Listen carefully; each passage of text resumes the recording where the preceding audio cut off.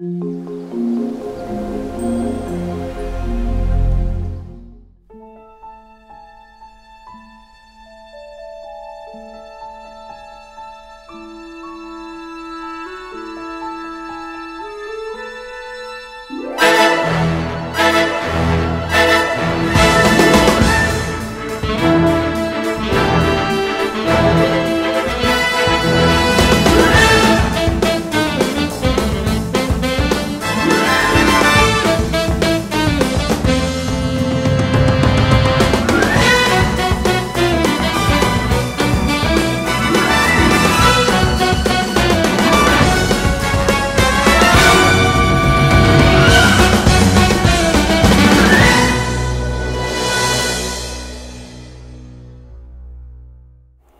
à tous, bienvenue. Je suis vraiment content de vous voir nombreux et puis je remercie ceux qui sont venus aussi avec OVS. Je pense que c'est une sortie utile et intéressante de se poser la question de qui est vraiment Jésus, qu'est-ce qui fait partie de la légende, qu'est-ce qui fait partie de la réalité historique, est-ce qu'il y a des choses qu'on peut établir avec certitude.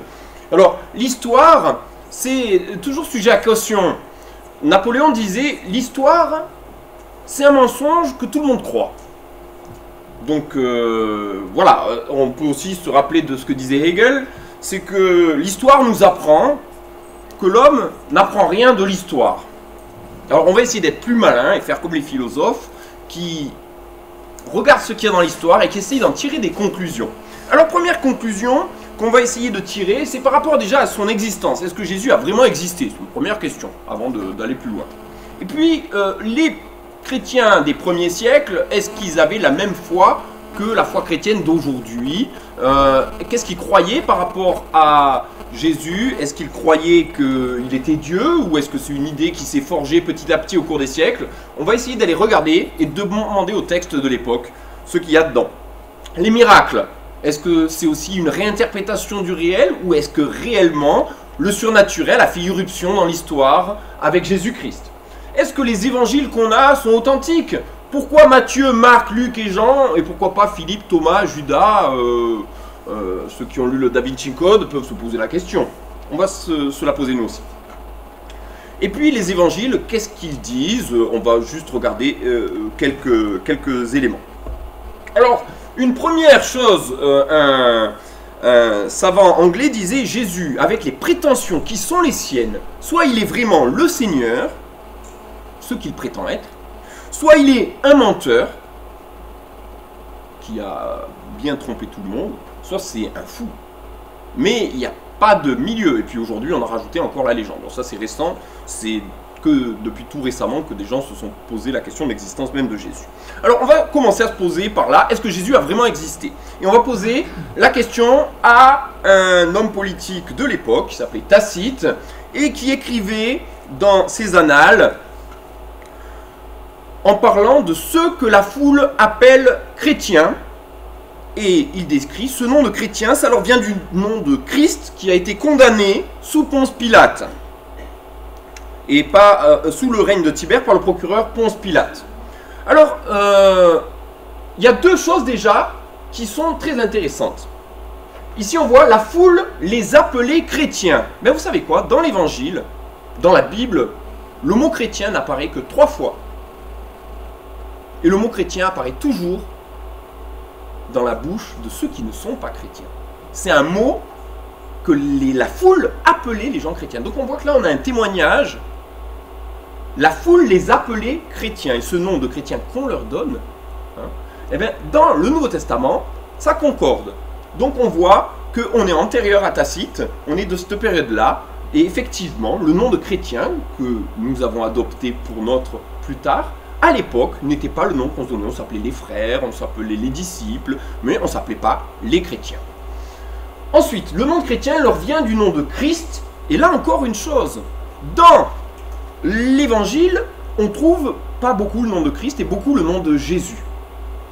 Et très rapidement, le nom de Jésus a disparu pour être remplacé dans l'usage par le nom de Christ. Et là, on voit le nom de Christ. Dans les épîtres, on voit progressivement le nom de Christ qui est aussi fréquent que le nom de Jésus. Mais en fait, le nom de Jésus lui-même est fréquent que dans les écrits du 1er siècle, voire de la première moitié du 1er siècle. Donc là encore, on voit quelque chose qui confirme des choses qui se trouvent dans l'Évangile. Et on voit bien que pour Tacite, c'est un personnage tout à fait historique, qui est mort, quelqu'un de banal, c'est un ennemi des chrétiens. D'ailleurs, il se réjouit presque de ce qui leur arrive. Ils étaient couverts de peaux de bêtes, déchirés par les chiens, crucifiés. Et le soir, on les allumait pour servir de lampe, pour éclairer la nuit. Vous savez que c'est la fameuse persécution suite au grand incendie de Rome, déclenché par Néron. Comme il en avait marre qu'on l'accuse et qu'on lui demande des comptes, mais il avait cherché des boucs émissaires, et ces boucs émissaires, c'était les chrétiens. Alors, regardez ce que dit l'Encyclopédie Britannica. Ces témoignages indépendants, et je vais en lire d'autres plus tard, mais je vous dis déjà ce que dit l'Encyclopédie, prouvent que dans les siècles passés, même les opposants au christianisme, dont Tacite, n'ont jamais douté de l'historicité de Jésus. Cette historicité a été remise en question pour la première fois sur des bases inadéquates par plusieurs auteurs à la fin du XVIIIe, durant le XIXe et au début du XXe siècle. On voit bien que c'est quelque chose de tout récent, mais que ça n'a jamais été contesté par les gens les plus concernés, c'est-à-dire les gens des 1er, 2e, 3e siècles. Alors, je vais citer d'autres textes des auteurs du 1er siècle et du 2e siècle, mais par rapport à un thème qui est complémentaire. On ne va pas seulement parler de son existence, qui je pense est bien établie, mais aussi de qu'est-ce que les chrétiens pensaient de Jésus. Est-ce que pour eux il était Dieu, ou est-ce que cette divinité de Jésus-Christ est une doctrine qui est venue plus tard? Eh bien, on va voir, est-ce que ça s'est été imaginé par le concile de Nicée et les conciles du IVe siècle? Est-ce que c'est conciliable avec le monothéisme juif? On sait que le christianisme est né dans des cercles juifs, que les premiers chrétiens étaient quasiment tous juifs. Ou est-ce que c'est vraiment une doctrine de base du christianisme, la divinité de Jésus-Christ? Mais regardez ce que dit Pline le Jeune, qui est aussi un opposant. Il écrit à l'empereur Trajan en lui disant « Mais c'est pas possible, ils se sont tellement répandus que les temples païens sont quasiment désertés. » Et il écrit ça, vous voyez ça, au 1er siècle. Au 1er siècle, les temples païens étaient déjà désertés tellement les chrétiens étaient déjà répandus. On n'est pas des siècles et des siècles après, on est 50 ans après les faits. Et qu'est-ce qu'il écrit?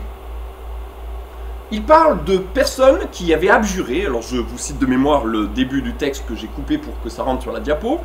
Il dit des gens qui ont abjuré. Il est forcé justement à sacrifier à d'autres dieux que leur Christ, à brûler des parfums à l'empereur et à maudire le Christ, ce qu'ils ne peuvent pas faire s'ils sont de vrais chrétiens.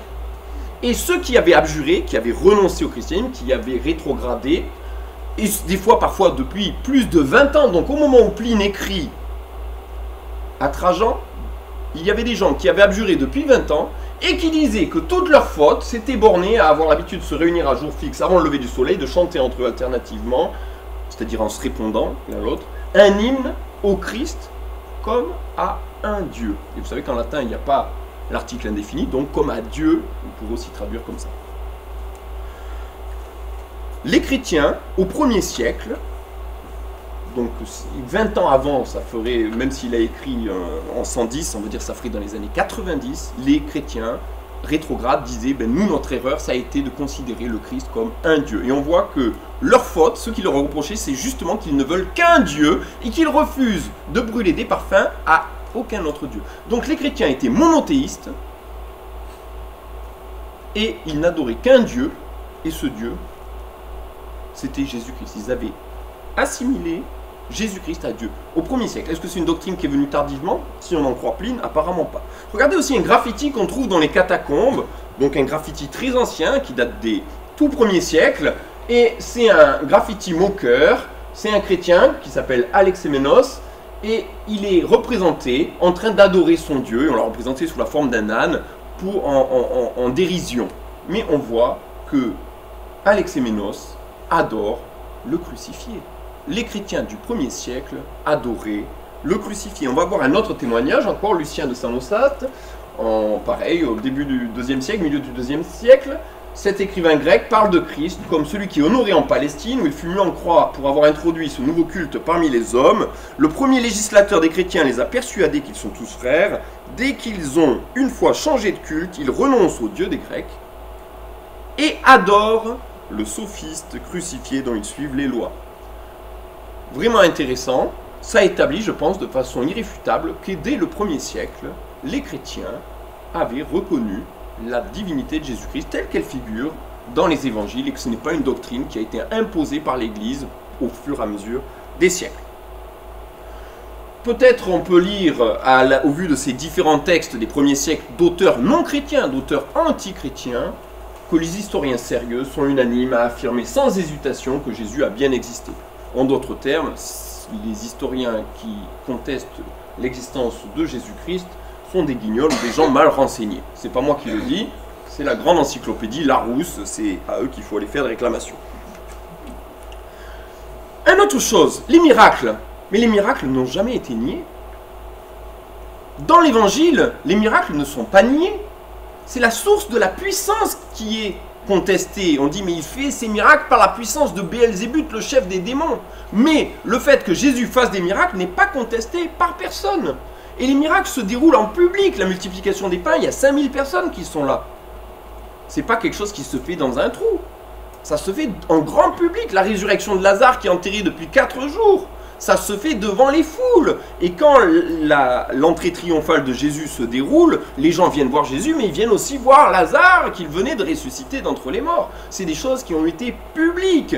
Et les choses n'ont pas été faites en cachette. Regardez ce que dit le Talmud, donc le livre sacré des Juifs, Talmud babylonien, il y a 2 versions, mais dans le Talmud babylonien, qui est le plus ancien, qui a été commencé à être rédigé au 1er siècle, fini au 4e, il ne met pas du tout en doute l'existence de Jésus-Christ, il en parle, et il parle même des miracles en les attribuant à de la magie.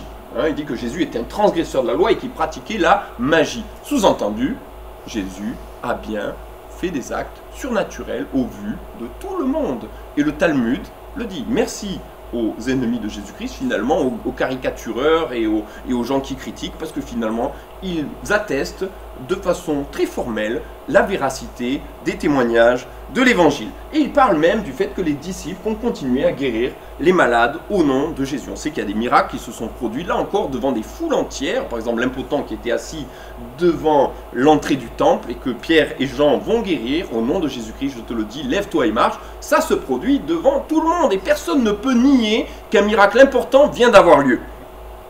Alors, il y a d'autres témoignages encore des miracles. Regardez ce que disait Justin Martyr. Justin Martyr, c'est un philosophe qui s'est converti au christianisme et qui est mort martyr, justement, d'où son nom, décapité. Il écrit à l'empereur Antonin le Pieux, vers 150, « Vous pourrez facilement vérifier que Jésus a accompli ces miracles en lisant les actes de Ponce Pilate, document qui ne nous est pas parvenu. » Mais on voit bien que c'était de notoriété publique. On écrit un empereur, on n'écrit pas des âneries. Alors maintenant, par rapport à l'existence de Jésus-Christ, est-ce qu'on a des preuves archéologiques? Alors il y en a une qui est intéressante, qui a été découverte il n'y a pas longtemps. C'est un ossuaire qu'on a trouvé, et sur cet ossuaire, il y a une inscription en araméen qu'on va déchiffrer. Yaakov, Bar, Yosef, Ar, Yeshua. Je traduis.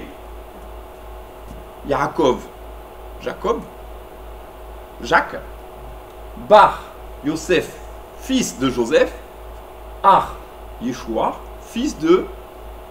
frère de Jésus. Jacques, fils de Joseph, frère de Jésus. Alors c'est 3 prénoms très courants à l'époque. Sauf qu'en général, sur un ossuaire, on ne marque pas le nom du grand frère. Sauf si ce grand frère est quelqu'un d'exceptionnel.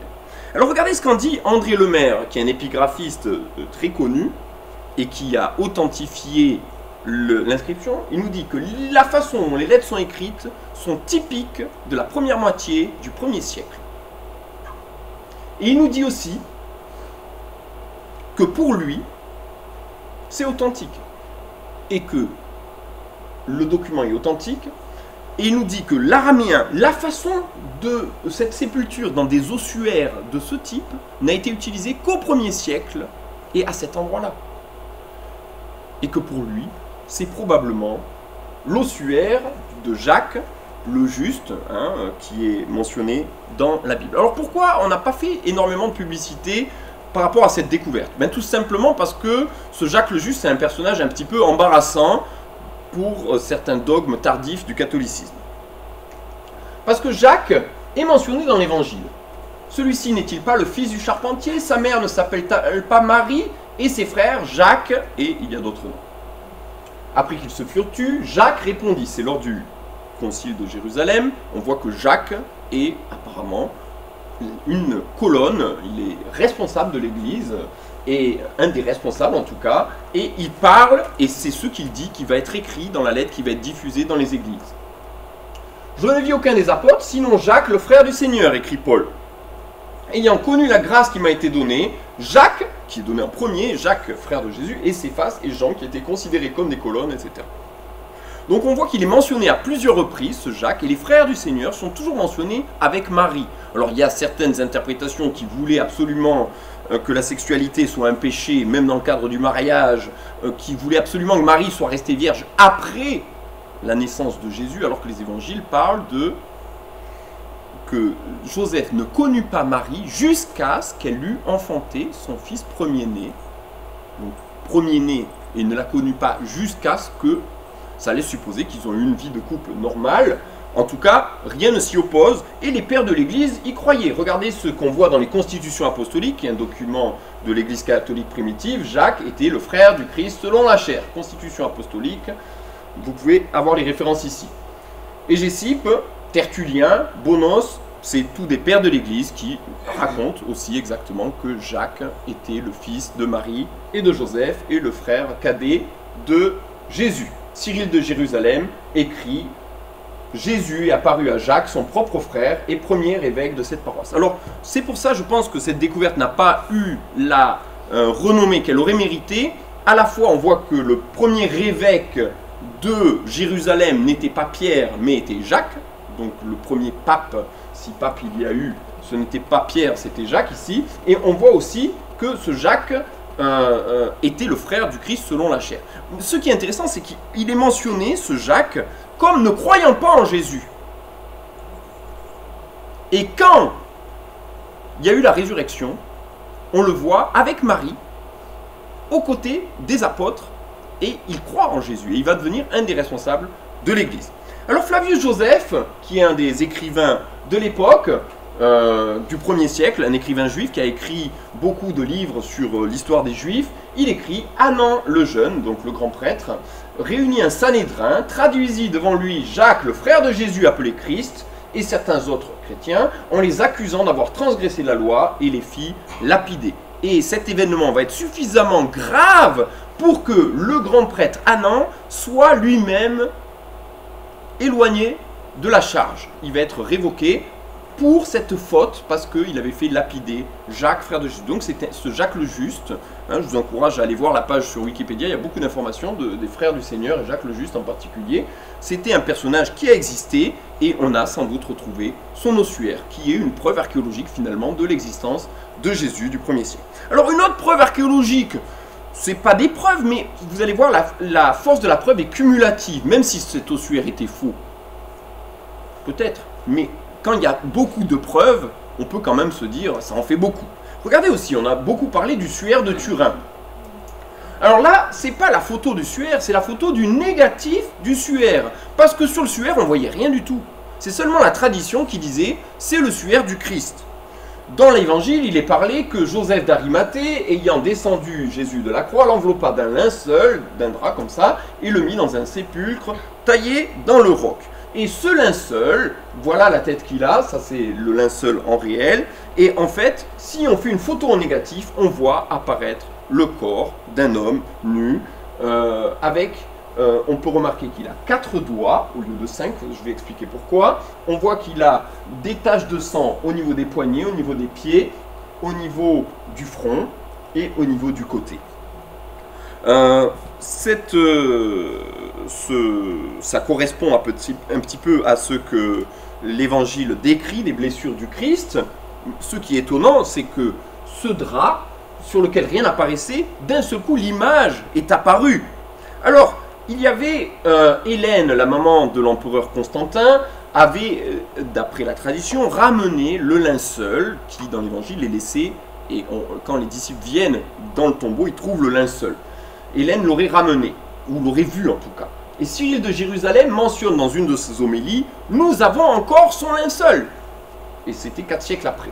Justinien, donc un grand empereur byzantin romain, mentionne le mandylion aussi, ce drap dans lequel le Christ aurait été enseveli. Et puis en 1353, suite aux croisades, on mentionne qu'il serait venu en Occident, puis à Turin. Regardez un petit peu de plus près le visage qu'on voit apparaître. Alors la question c'est, on se dit mais est-ce que ce serait un faux médiéval? Ça pose plusieurs questions. Déjà, on avait complètement oublié que les crucifiés, on les crucifiait dans les poignets. On parle des clous dans les mains, et en fait, sur ce crucifié-là, on voit qu'en fait, le clou est ici. Pourquoi? Si on le met là, la main se déchire, et on ne peut pas tenir sur la croix. Ensuite, les taches de sang correspondent, et elles ont masqué l'image, comme s'il y avait une irradiation lors de la résurrection, qui aurait fait une sorte de photo sur le linceul. Le pincement du nerf carpien n'était pas connu aussi, c'est que quand on crucifie, le pouce se rétracte, et c'est pour ça que sur l'image, on ne voit que 4 doigts. Il y a des pollens et des experts de Scolantia et d'autres spécialistes ont analysé les pollens qu'on trouve même des milliers d'années, et ces pollens ne se trouvent que dans certaines régions, comme Jéricho, qui a un climat particulièrement spécifique, et on ne trouve certaines espèces de plantes que là-bas, c'est des plantes endémiques, et on trouve de ce type de pollen sur ce linceul de Turin, ce qui est quand même assez extraordinaire. Et en fait, il y a aussi l'histoire du négatif. Un faussaire, ce serait donner beaucoup de mal d'aller prendre un petit peu de pollen de sycomore, un peu de pollen de ci, de là, pour aller le mettre là, d'aller faire le pincement du nerf carpien. Ça fait, pour un faux, c'est beaucoup de choses. Et bien le plus fort encore, c'est qu'on a découvert que l'image avait une information tridimensionnelle. C'est-à-dire qu'à partir de l'image, on peut rebâtir une image en 3 dimensions. C'est une photo, mais non seulement une photo normale, mais comme une photo holographique. Et ces images ont été calculées par mathématiques rien qu'à partir des éléments du linceul de Turin. Alors, on a fait une datation au carbone 14 et manque de peau, pam, on nous dit non, ça date du 15e, 16e siècle, ça date du Moyen-Âge. Or, il se trouve qu'on a un tableau du 12e siècle, et sur ce tableau du 12e siècle, regardez, on voit le Christ en train d'être enseveli, nu, les mains croisées sur le pubis, exactement comme sur le linceul. On voit derrière le tissu, et tenez-vous bien, il y a même les petites taches, il y a le motif du linceul qui sont reproduits très précisément. Et ce tissu-là, ce tableau-là date du XIIe siècle. Ce qui montre qu'au niveau de la datation, il y a sans doute un problème, puisque si le linceul est représenté au XIIe siècle sur cette représentation, c'est qu'il était antérieur. Alors comment on peut expliquer? Une des premières possibilités, c'est que la datation a été faite avec les coins, et que les coins servaient pour les ostentations. Donc forcément, ça s'est abîmé, et donc on a dû le réparer, et on a pu faire la datation d'un morceau réparé. Il faudrait peut-être en faire plus. En tout cas, qu'il soit vrai, qu'il soit faux, cela ne change rien à notre foi. C'est un élément de plus, et je pense que ce genre d'éléments ne sont pas pour les croyants, mais plutôt pour les incroyants, pour les faire réfléchir. Alors une question qu'on se pose aussi, c'est dans votre Bible, vous avez seulement Matthieu, Marc, Luc et Jean. Mais moi j'ai vu que dans le Da Vinci Code, l'Église conspire et cache des trucs. Et pourquoi pas l'évangile de Judas ou l'évangile de Thomas ou l'évangile de Philippe? Eh bien on va y répondre. On va passer au crible les évangiles et on va voir c'est lesquels les vrais. On va regarder les noms propres qui sont utilisés. Et quels étaient les noms propres qui étaient utilisés en Judée au 1er siècle et qui collent. On va regarder la toponymie, les lieux, la connaissance géographique. Qu'est-ce qui colle? On va regarder les plantes qui sont décrites, vous savez, et on va voir où c'est que ça colle et où c'est que ça coince. Et vous allez voir que les 4 évangiles qu'on a dans la Bible correspondent, sont parfaitement authentiques, et ça colle avec les observations statistiques, avec les observations scientifiques. Par contre, les autres évangiles, minables. Alors vous allez voir ça. Déjà, on peut se poser la question, c'est les évangiles, est-ce qu'ils sont bien établis? Est-ce que c'est pas les chrétiens qui ont établi le texte petit à petit? Ça doit être encore l'empereur Constantin qui a fait faire ça après Nicée. Non. En fait, des manuscrits, on en a plein. On en a plein. Le Nouveau Testament a été écrit donc au 1er siècle. On a 24 000 manuscrits en notre possession. Aucun autre texte de l'Antiquité n'arrive à la cheville. Pour comparer, la guerre des Gaules, qui a été écrite à peu près au même, qui a été écrite dans la même période, 50 ans avant Jésus-Christ, nous avons 10 manuscrits. Les évangiles, le plus ancien manuscrit que nous ayons est de 130 après Jésus-Christ. Et encore, on a des petits morceaux qui datent, eux, du 1er siècle. J'en parlerai juste après. Mais la guerre des Gaules, le plus ancien manuscrit, il date de 900 après Jésus-Christ, soit 950 ans après la rédaction de l'original. Vous avez déjà vu des grands colloques pour contester l'authenticité de l'existence de Jules César, de la guerre des Gaules. En fait, vous voyez qu'il y a un manque d'honnêteté et il y a un manque de droiture, parce que le Nouveau Testament est le document le mieux attesté de l'Antiquité que nous ayons. Alors, je vais parler de deux extraits tout petits, mais regardez. En 94, il y a un professeur et papyrologue, Tiede, qui a démontré qu'un fragment de papyrus qui citait une partie de Matthieu datait d'environ l'an 50, ou même avant. Et pas seulement Matthieu, on a trouvé un fragment de l'évangile de Marc dans une des grottes de Qumran. Et les grottes de Qumran, on sait qu'elles ont été scellées et abandonnées en 70, donc avant 70. Alors vous allez voir pourquoi beaucoup de critiques ne veulent pas que les évangiles aient été écrits avant 70. Vous savez pourquoi? Tout simplement parce que Jésus annonce la destruction du temple. Et comme la destruction du temple a eu lieu avant 70 et que tout le monde sait que les prophéties sont écrites après qu'elles aient été réalisées, enfin c'est comme ça que pensent les grands scientifiques rationalistes, forcément il faut que les évangiles aient été rédigés après 70. Mais vous comprenez bien que ce n'est pas de l'observation et de la science, c'est simplement on part d'un dogme et on essaye de faire coller les faits à son dogme. Le dogme, Dieu n'existe pas, donc je dois tout interpréter selon cela. Mais ce n'est pas scientifique. D'accord? Ce qui est scientifique, c'est qu'en fait, ça a été écrit avant. Ça, c'est l'observation scientifique. Et les autres, ce sont des croyants. Et des gens qui sont croyants et dogmatiques, c'est dur de les faire changer d'avis. Alors, on peut aussi se rendre compte que l'évangile est authentique parce qu'on a des citations des pères de l'Église. Et les pères de l'Église du 2e siècle, de la fin du 1er, du 3e siècle, ont écrit carrément tout le Nouveau Testament, à l'exception d'une dizaine de versets. Tout est cité. Comment voulez-vous que l'Église ait changé quoi que ce soit, alors qu'on a dans les pères de l'Église l'intégralité du texte qui est cité, in extenso. Maintenant, je vais vous parler de l'examen des autres évangiles. On va aller regarder un peu les autres, qui sont pas célèbres, qui n'ont peut-être pas été maintenus, pour lesquels on n'a pas le même nombre de manuscrits du tout. Mais regardez, on va regarder déjà, on va se poser la question sur les prénoms. Prénom le plus courant au 1er siècle, Simon. Prénom le suivant le plus courant, Joseph. Lazare, Judas, Jean, Jésus, Ananias, etc. On voit que ces prénoms, c'est tous des prénoms qu'on a rencontrés et qu'on rencontre dans l'évangile. Et là, on se rend compte que, par exemple, Jésus était un prénom très courant, finalement. Alors, quelle implication?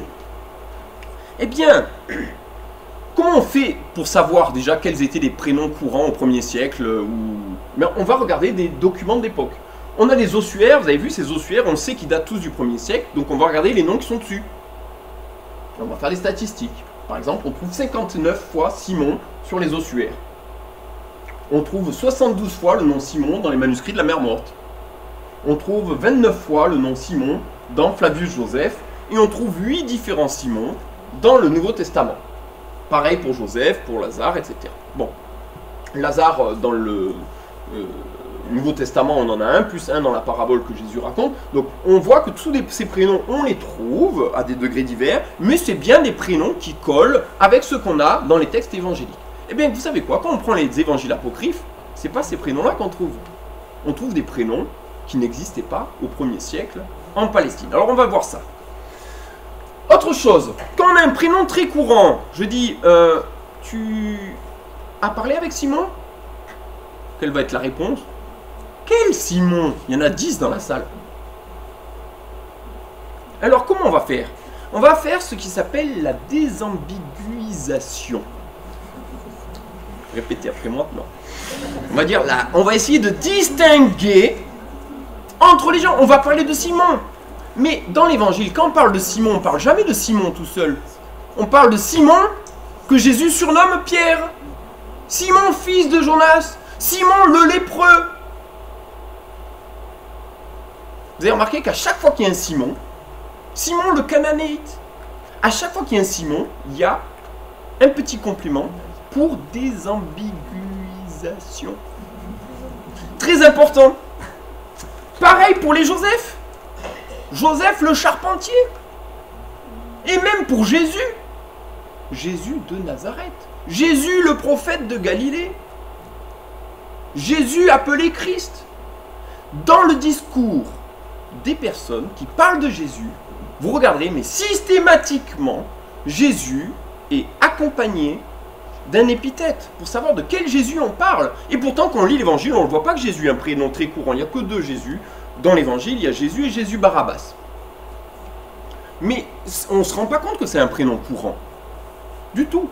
Et en fait, l'évangile nous le montre. Mais dans les évangiles apocryphes, est-ce qu'on a ça dans les discours des gens qui parlent? Non, ils parlent de Jésus. Mais sauf que Jésus, de quel Jésus tu parles? Eh bien ça, c'est une des preuves de l'authenticité. Je vais vous montrer, regardez la liste des apôtres de Jésus. 12 apôtres. Le premier s'appelait Simon. Premier, alors ce que j'ai mis en parenthèse, c'est le degré de popularité dans la liste. Le prénom le plus donné, c'était Simon. Donc Simon, il y en a deux dans les disciples. Il y a Simon, celui qu'on appelle Pierre, et Simon le Canaanite. D'accord? Et puis André, son frère. Jacques, nom courant, donc fils de Zébédée. Et Jean, courant, son frère. Philippe, pas courant, pas d'adjectif. Et Barthélemy, 50e, pas courant, pas d'adjectif. Thomas, il n'est même pas dans les top 100, pas d'adjectif. Et Matthieu, courant, le collecteur d'impôts. Jacques, courant, fils d'Alphée. Thaddée, pas courant, pas d'adjectif. Simon, courant, le cananéen. Et Judas, courant, l'Iscariote, celui qui le livra. Ça, pour faire ça, il faut bien connaître l'époque, les prénoms et ce qui se passe. Est-ce que vous croyez que c'est un gars qui a écrit ça 2 siècles après? Ça a été écrit par des gens qui connaissaient. Et non seulement qui connaissaient, mais qui étaient tout imbibés de cette culture, de ces lieux. Ça a été écrit par des témoins authentiques, par des témoins directs. Cette simple liste des disciples de Jésus présentée dans n'importe lequel des 4 évangiles, eh bien cette liste-là, elle nous prouve l'authenticité des textes, l'authenticité du témoignage.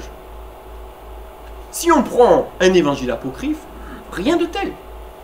Continuons.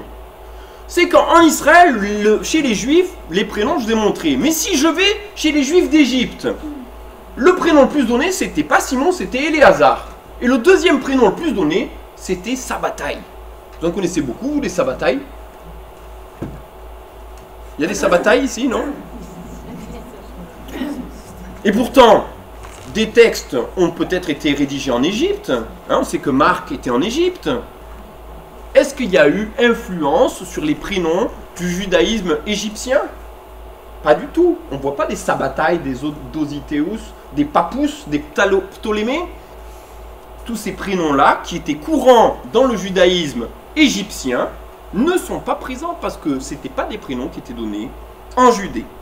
Je vous ai parlé du prénom Jésus, qui était très courant avant l'an 50, c'était le number 6 sur la liste, qui a été remplacé rapidement par Christ et qui a disparu de l'usage. C'est devenu un prénom pas très courant.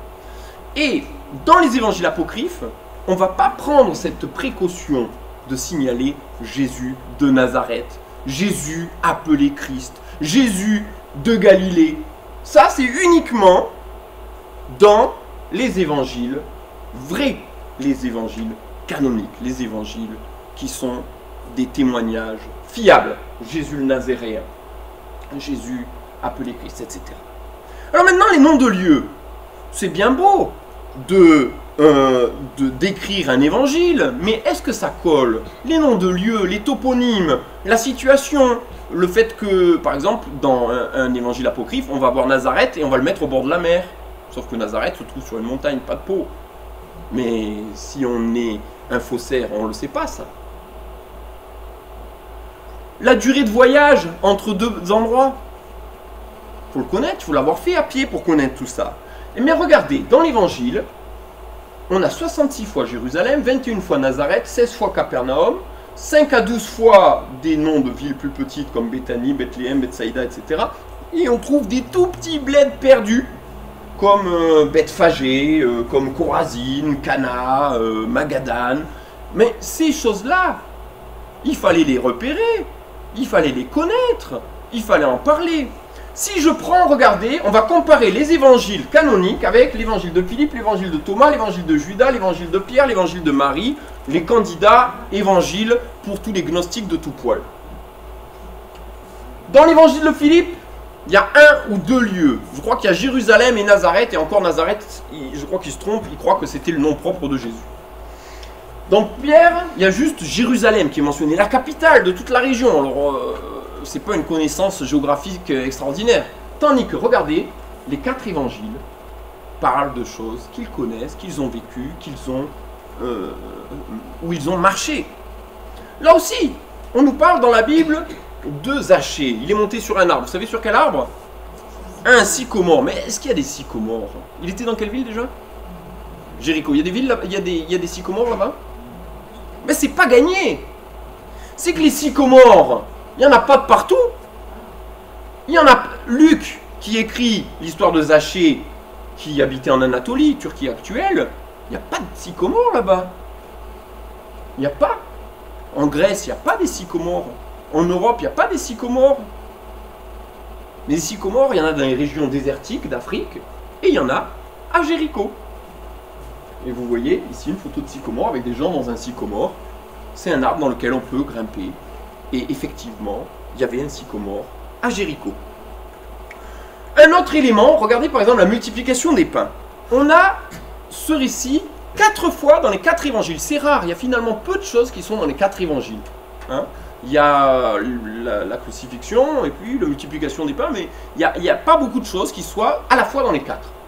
Eh bien, il y a plusieurs éléments qui sont donnés et vous allez voir combien ça parle d'une connaissance réelle de ce qui s'est réellement passé. Dans Marc 6,39, la multiplication des pains a lieu sur l'herbe verte. On s'assoit sur l'herbe verte. Mais vous savez quoi? C'est un endroit où il n'y a pas beaucoup d'herbe verte là-bas. C'est très sec. Alors l'herbe verte, comment la trouver? Pas évident. Alors ce qui se passe, c'est qu'on se trouve, et c'est Jean qui nous le dit, à la période de Pâques. La période de Pâques, c'est justement juste après les 2-3 mois où il pleut. Et tout le reste de l'année, il ne pleut pas là-bas. Tout le reste de l'année, il n'y a pas d'herbe verte. Donc Marc nous dit qu'il y a de l'herbe verte, et Jean nous dit oui, oui, il a raison. Il y avait beaucoup de passages, nous dit Marc. Beaucoup de passages? Pourquoi beaucoup de passages à Chorazine, c'est un bled? C'est encore Jean qui nous donne la solution. C'était la période de Pâques. Qu'est-ce qui se passait à Pâques?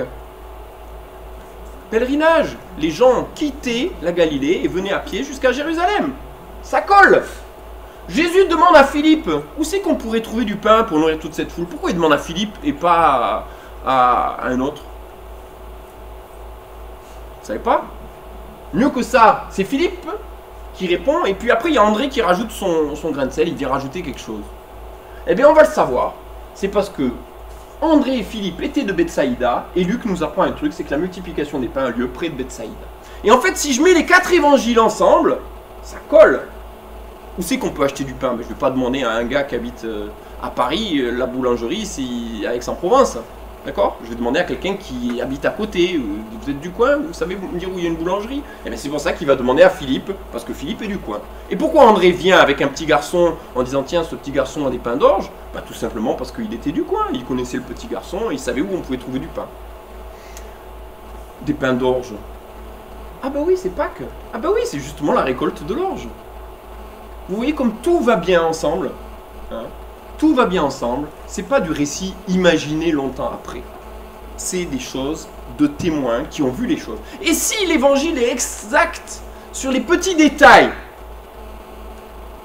ne croyez-vous pas que sur les grosses choses, on peut le croire? C'est pas des pique-niques qu'ils ont mal vus, qu'ils ont sorti du pain, on a partagé, puis l'image c'était la multiplication des pains. Non, quelque chose de miraculeux s'est réellement passé. Et plusieurs personnes, des milliers de personnes ont vu ça et ont témoigné de cela.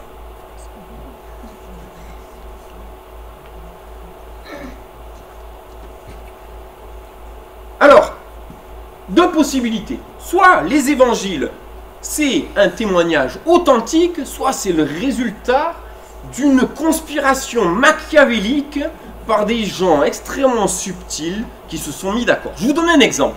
Le nombre de noms de lieux par 1000 mots est rigoureusement identique dans les 4 évangiles canoniques. 4,8 noms de lieux pour 1000 mots. Bon, il y en a un qui va jusqu'à 4,9. Ils ne sont pas exactement, mais quand même. Alors comment ils ont fait? Tout simplement parce qu'ils racontent ce qui s'est passé. Il y a des fois où il n'y a pas de nom de lieu, Sermon sur la montagne, il y a 3 chapitres sans nom de lieu, mais sur l'ensemble, c'est à peu près, il décrit ce qui se passe, il passe d'un endroit à un autre, il décrit les endroits, etc. 4,9, 4,8 noms de lieu par 1000 mots. Si on prend les évangiles apocryphes, des noms de lieu, vous avez vu? 0, rien du tout. Alors comment ils se sont débrouillés? Moi je pense que ça a pu se faire comme ça. Dis-moi Mathieu, ici c'est Luc là, t'as combien de mots dans ton évangile? Ah ouais, ils avaient du temps à l'époque, ils n'avaient pas la télé, ils n'avaient pas internet. Mais est-ce que vous croyez sérieusement que ça s'est passé comme ça? Est-ce que c'est pas plus plausible de croire que tout simplement nous avons affaire à des témoignages authentiques de gens qui parlent de ce qu'ils ont vu, de ce qu'ils ont vécu?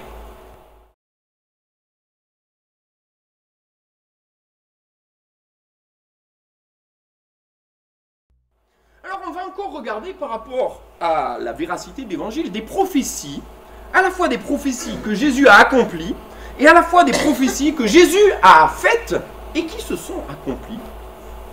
Première chose, sur Jésus, il y avait beaucoup de choses qui étaient annoncées dans la première partie de la Bible qu'on appelle l'Ancien Testament et qui annonçaient qu'il devait être de la famille du roi David, qu'il devait naître à Bethléem, qu'il devait être dans la région de Nephtali, Zabulon, c'est justement la Galilée, que son caractère devait être doux, humble.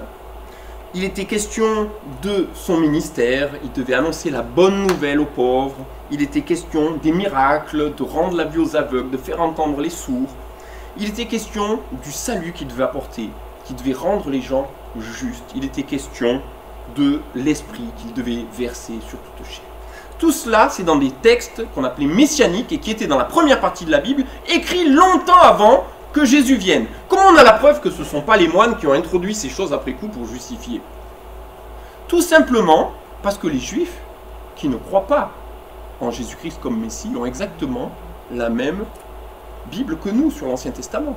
Exactement la même. Et encore plus fort, c'est qu'on a redécouvert des manuscrits qui datent d'avant Jésus-Christ, des fois 300, 200 avant Jésus-Christ, et exactement les mêmes textes. Donc ces prophéties sont là et on peut les voir avant même que Jésus soit né. Et bien on va regarder quelques prophéties pour que vous puissiez voir le côté complètement extraordinaire. Il était annoncé que Jésus serait rejeté, que le Messie serait rejeté, le sauveur d'Israël, qui serait trahi, vendu pour 30 pièces d'argent, abandonné des siens, muet comme un agneau, condamné par les autorités, frappé, rayé, injurié, mis au nombre des malfaiteurs, qu'on allait le dépouiller de sa tunique, qu'on allait percer ses mains et ses pieds, qu'on allait lui donner du vinaigre à boire.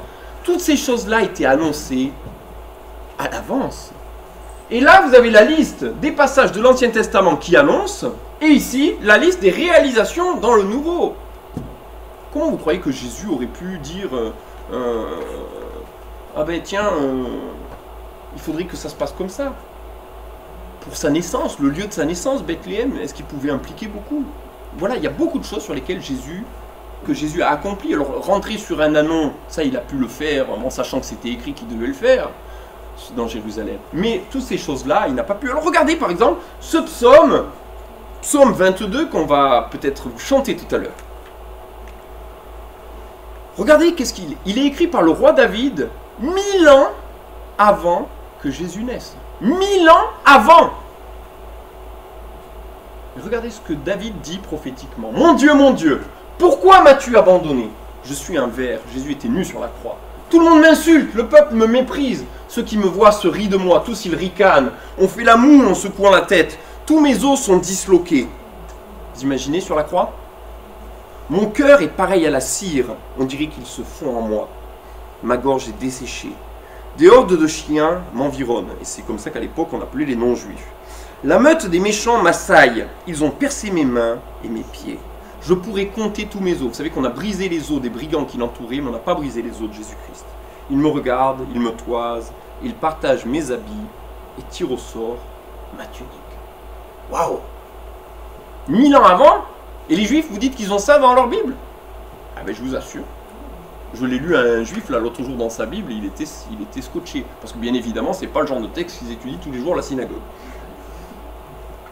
Ce sont des textes embarrassants, mais ce sont des textes qui sont dans la Bible de tous les juifs. Ce sont des textes qui ont été écrits 1000 ans avant que Jésus-Christ naisse. Et bien vous savez quoi, c'est même pas le plus fort. Il y a bien plus fort. Regardez celui-là. Ésaïe, ou Isaïe, 53. Donc c'est un prophète qui vivait au 8e siècle avant Jésus-Christ et qui écrit, en parlant du Messie, du serviteur de l'Éternel. Il était méprisé, abandonné des hommes, homme de douleur, habitué à la souffrance. Nous pensions que Dieu l'avait puni, frappé, humilié. Mais c'est pour nos péchés qu'il a été percé. C'est pour nos fautes qu'il a été brisé. Le châtiment qui nous donne la paix est tombé sur lui. Et c'est par ses blessures que nous sommes guéris ou sauvés. On l'a frappé, il s'est humilié, il n'a pas dit un mot. Semblable à un agneau mené à l'abattoir, tout comme la brebis muette devant ceux qui l'attendent, il n'a pas dit un mot. Il a été arraché à la vie par la contrainte suite à un jugement. Et qui, parmi les gens de sa génération, s'est soucié de son sort lorsqu'on l'a retranché du pays des vivants? Il a été frappé à mort à cause des péchés que mon peuple a commis. C'est fort, non? Impressionnant, hein? 8e siècle avant Jésus-Christ. Ce texte se trouve en texte intégral dans le musée du livre, musée Rockefeller à Jérusalem, et il a été découvert sur un manuscrit magnifique, le plus beau de la collection des manuscrits de la mer Morte, et il date donc du 2e ou 3e siècle avant Jésus-Christ, le manuscrit qui est en notre possession, avant même que Jésus soit né. Regardez la suite. Vous savez qu'on a mis Jésus sur la croix entre deux brigands et qu'on l'a enterré dans le tombeau de Joseph d'Arimathée, un riche. On a mis son tombeau parmi les criminels, son sépulcre parmi les riches, alors qu'il n'avait pas commis d'acte de violence. Jamais ses lèvres n'avaient prononcé de mensonge, mais il a plu à Dieu de le briser par la souffrance.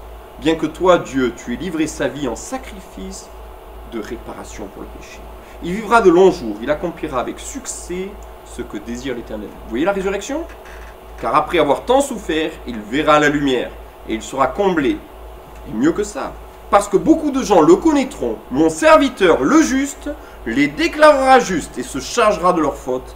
Il s'est dépouillé lui-même jusqu'à la mort, et il s'est laissé compter parmi les malfaiteurs, car il a pris sur lui les fautes d'un grand nombre. Il est intervenu en faveur des coupables. C'est dans la Bible juive, c'est pas dans l'Évangile, hein.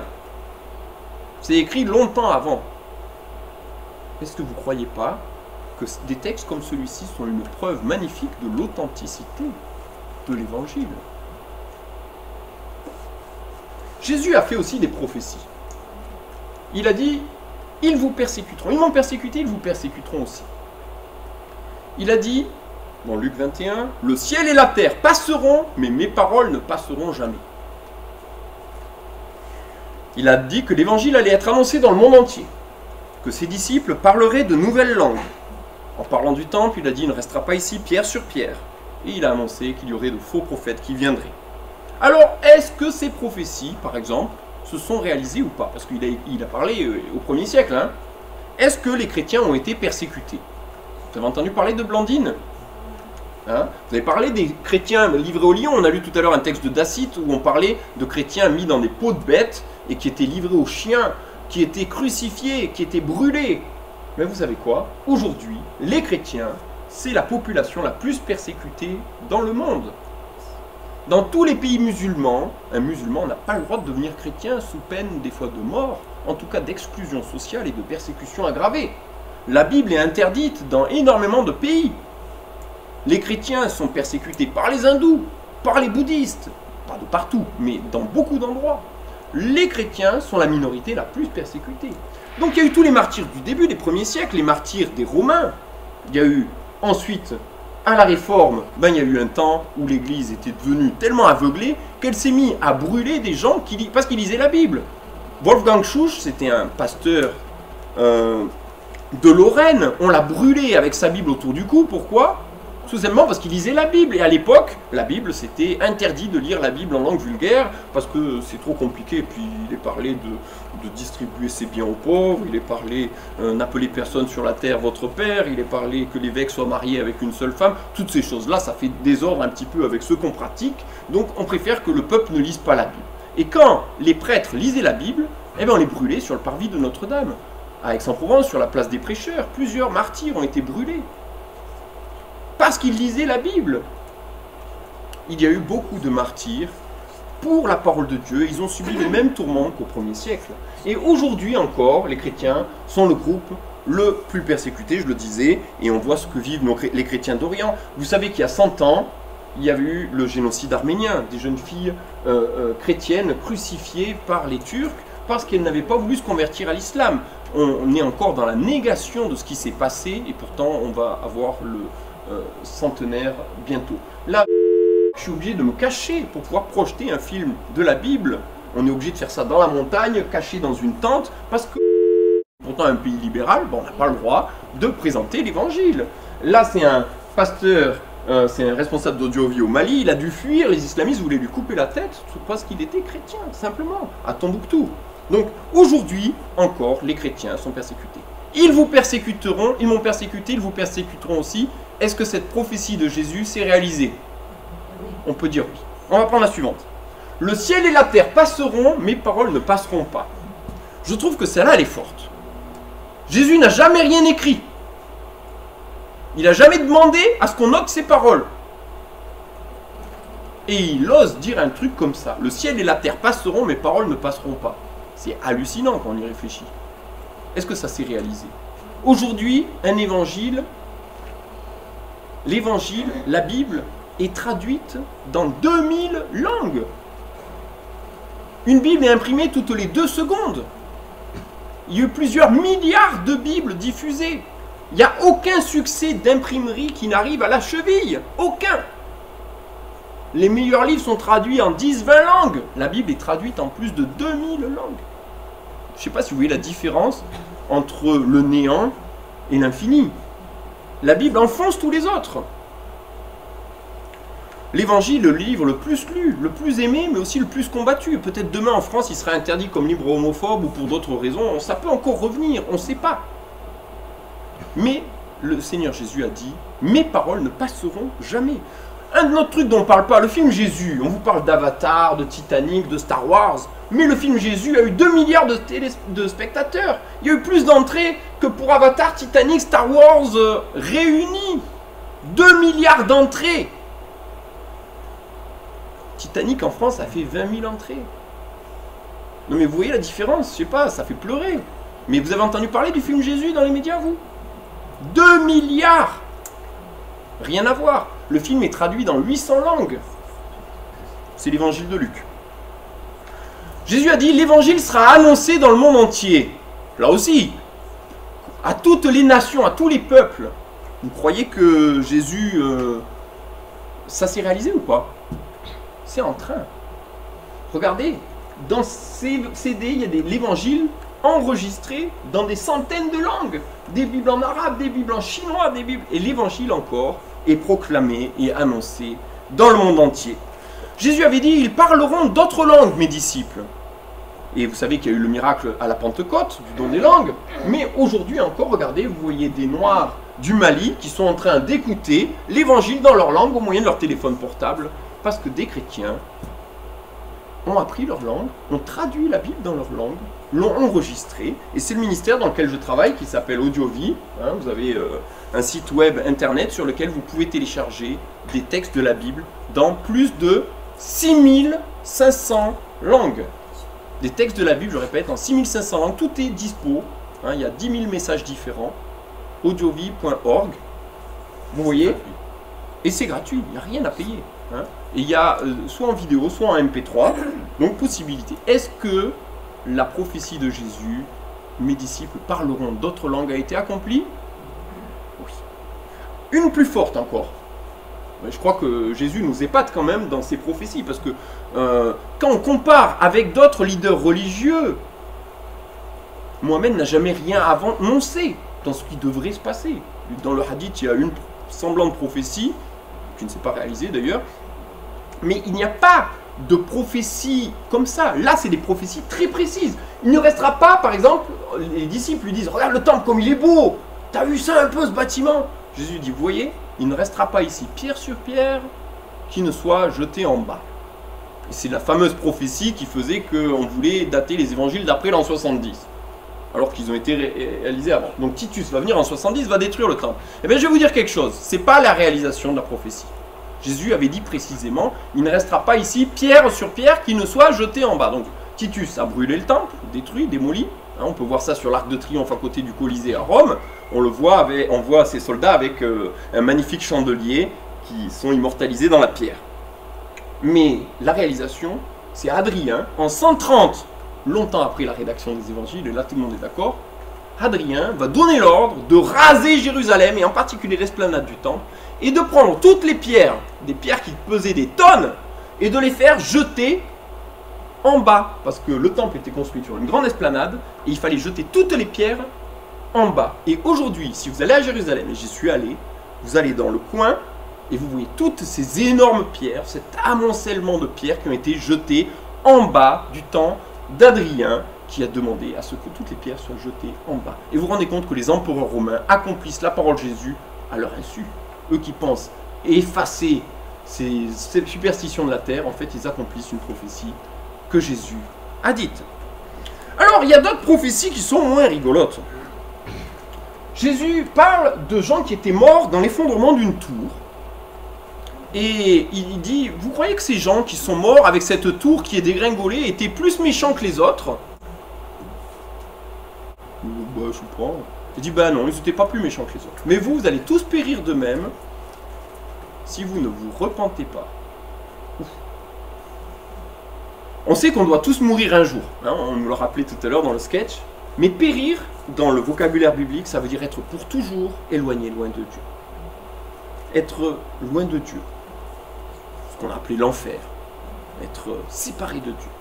Vous périrez tous de même si vous ne vous repentez pas. C'est quoi se repentir? Ben, Jésus disait, moi je suis venu pour des malades. Je ne suis pas venu pour des gens en bonne santé. Si tout va bien chez vous, je ne peux pas vous aider, désolé. Mais si il y a quelque chose qui ne va pas, je peux vous aider. Il y a des gens qui étaient des propres justes. Oh, mais moi je ne suis pas mauvais, moi je mérite mon ciel, ça va aller. Ok. Si vous ne vous repentez pas, vous périrez tous également. En fait, Jésus veut nous offrir le salut. Il veut nous offrir les soins de notre âme. Il veut nous guérir de notre péché. Mais si nous pensons que tout va très bien et qu'on n'a pas besoin de lui, il ne peut rien pour nous. Donc c'est une prophétie, et je pense que si Jésus a été si précis pour les autres, on devrait prendre celle-ci aussi au sérieux.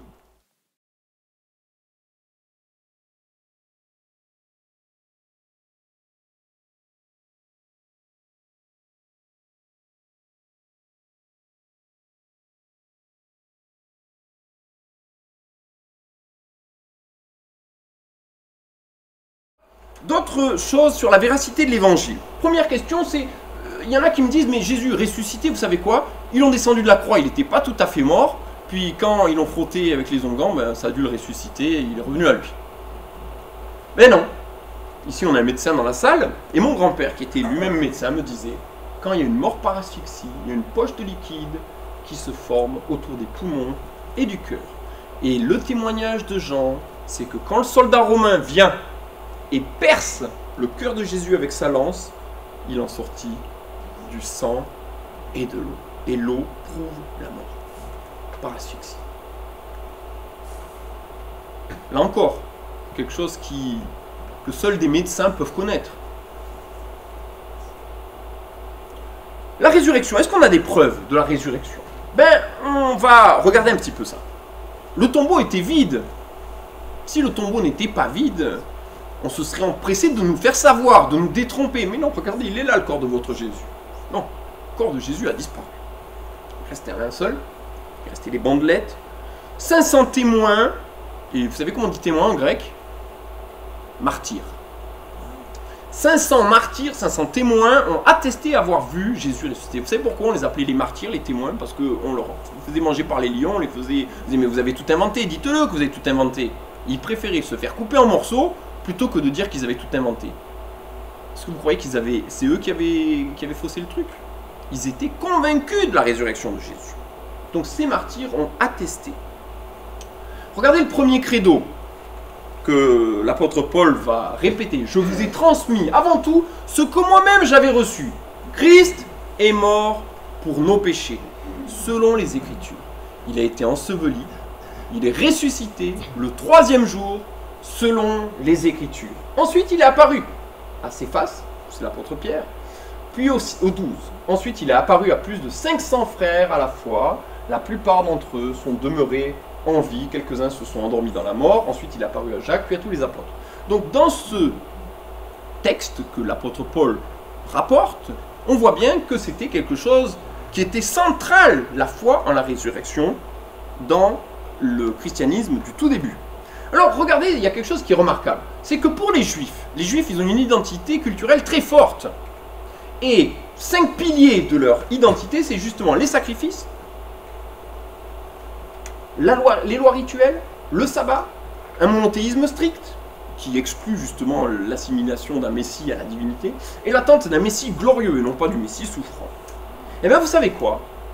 En 5 semaines, jour de la Pentecôte, il y avait plus de 10 000 Juifs qui avaient laissé tomber tout ça pour croire en Jésus-Christ. Est-ce que vous ne croyez pas qu'il y aurait eu une vraie résurrection qui puisse expliquer tout ça? À part ça, qu'est-ce qui pourrait expliquer que des Juifs soient prêts à changer d'avis sur des choses aussi fondamentales de leur identité? Autre chose, il y en a qui vont me dire, mais c'est peut-être des hallucinations. Des hallucinations. Eh bien, il y a des tempéraments qui sont sujets aux hallucinations. Mais vous avez vu, quand il y a un Thomas qui dit « Oh, moi je crois que ce que je vois, je veux toucher Jésus pour voir », c'était pas un gars qui se laisse halluciner facilement. Il y a des gens qui étaient de cultures différentes. On voit qu'il y a des fortes têtes, comme Pierre. On voit des gens qui sont d'arrière-plan différents. Une hallucination, c'est souvent dans le même contexte, des gens qui ne viennent pas du même coin. C'est si on a le désir ardent de voir quelque chose. Là, les disciples, ils étaient tous planqués et ils avaient peur. Ils n'attendaient pas ardemment la résurrection. Et puis, une hallucination, ça va se passer à un endroit précis. Ici, on a des groupes dans des lieux en plein air, au bord d'un lac, dans une chambre, dans un jardin, dans des moments différents. Normalement, les hallucinations, ça augmente et il y a une fréquence. Puis là, 40 jours après, Jésus monte au ciel, plus d'hallucinations. Fini. Alors, s'il y avait des hallucinations, ben, les chefs des Juifs ou les Romains, ils auraient réussi à faire taire. Ça n'a pas été le cas. Donc, non, ça explique rien. Alors ensuite, il peut y avoir les théories du complot. De dire il y a eu un vol du corps. Qui aurait pu voler le corps? Les disciples. On a vu déjà qu'ils étaient découragés, qu'ils avaient peur. Donc on les voit mal faire le truc. Mais il restait le linceul. Ils auraient laissé le linceul, les bandelettes, et puis ils auraient fait aussi des peintures en 3D dessus. C'était difficile. Et puis ils se sont laissés manger. Tous les disciples sont morts martyrs, à l'exception de Jean. Vous croyez qu'ils auraient inventé le truc et ensuite ils seraient morts martyrs pour défendre un truc qu'ils auraient eux-mêmes forgé? Ça colle pas. Les Romains, bon, en fait, quand ils auraient vu, pareil, il y a l'histoire du linceul, et puis il y aurait tout, avec tous les troubles qu'il y a eu, ils auraient ressorti le corps. Ils l'ont pas fait. Et pareil pour les Juifs. Donc finalement, ces théories de la conspiration sont pas du tout convaincantes. Regardez ce que disent des juges, des spécialistes en droit. En essayant de tester les revendications de Jésus-Christ, c'est-à-dire sa résurrection, j'ai toujours été amené, alors que j'examinais les preuves, à y croire en tant qu'un fait indiscutable. Et là, c'est un président de tribunal qui nous parle. Lord Lyndhurst, avocat général du gouvernement britannique, procureur général de sa glorieuse majesté, 3 fois grand chancelier d'Angleterre, dit croire à la résurrection comme un fait historique prouvé. Et Simon Greenleaf, qui est un expert qui a écrit sur justement les preuves, comment ça doit marcher, c'est un document de référence sur les procédures judiciaires, dit « Mais la résurrection de Jésus-Christ, c'est un bon exemple de choses qui sont prouvées juridiquement. » Donc des grands experts en droit pensent que la résurrection de Jésus-Christ est un fait historique. Alors qui voulons-nous croire? Des gens qui croient sans aucune preuve ou des gens qui s'appuient sur des éléments historiques et factuels? La foi n'est pas forcément déraisonnable. Jésus était sans péché et il pouvait, vous avez vu dans le texte d'Ésaïe 53, il était parlé qu'il était sans péché, et il va pouvoir faire cette remarque: qui d'entre vous me convaincra de péché? Si je dis la vérité, pourquoi ne me croyez-vous pas? Vous imaginez faire ce genre de remarque, vous? Pour oser dire publiquement, qui d'entre vous me convaincra de péché? Eh bien, c'est pas tout le monde qui pourrait dire ça. On peut remarquer aussi que le christianisme a des valeurs morales élevées. La dernière conférence que j'avais faite sur ce thème de l'impact du message de Jésus le montre. On a des valeurs très élevées qui ont inspiré les droits de l'homme et du citoyen, qui ont inspiré notre code civil, qui ont inspiré l'assistance à personnes en danger, etc. Toutes ces choses-là, ces valeurs morales très élevées, viendraient de quelqu'un qui est un fou et un mystificateur. Ça colle pas.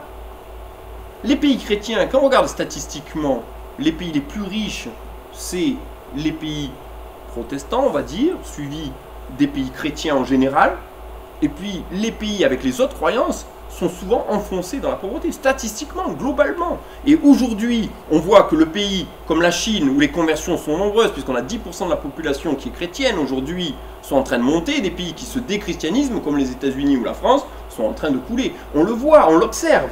Les pays les plus développés, les pays les plus éduqués, les pays où les droits des femmes sont les plus avancés, sont les pays chrétiens. Ça, c'est quelque chose qui sont des preuves, de façon globale et statistique. On peut observer des choses si on se donne la peine de le faire. On peut aussi voir du factuel, des vies transformées. Moi, je peux témoigner que Jésus-Christ a changé ma vie. Et je peux dire qu'avant Jésus-Christ, je faisais des choses qui n'étaient pas glorieuses, et que Jésus-Christ a pu m'aider à abandonner certaines addictions. J'étais addict aux jeux vidéo, par exemple, des choses qui nous séparent de Dieu, qui nous rendent malheureux et qu'on n'arrive pas à vaincre. Mais avec l'aide de Jésus-Christ, j'ai pu être débarrassé de ça. Je voulais parler aussi de mon ami Guillaume, j'étais en Skype avec lui hier. C'est quelqu'un qui était un bandit, un vendeur de drogue. Et en lisant la Bible, il a rencontré Jésus-Christ. Et sa vie a été complètement transformée. Il est pasteur aujourd'hui et il est quelqu'un qui a amené beaucoup d'autres personnes aussi à changer de leur vie, à passer à Jésus-Christ.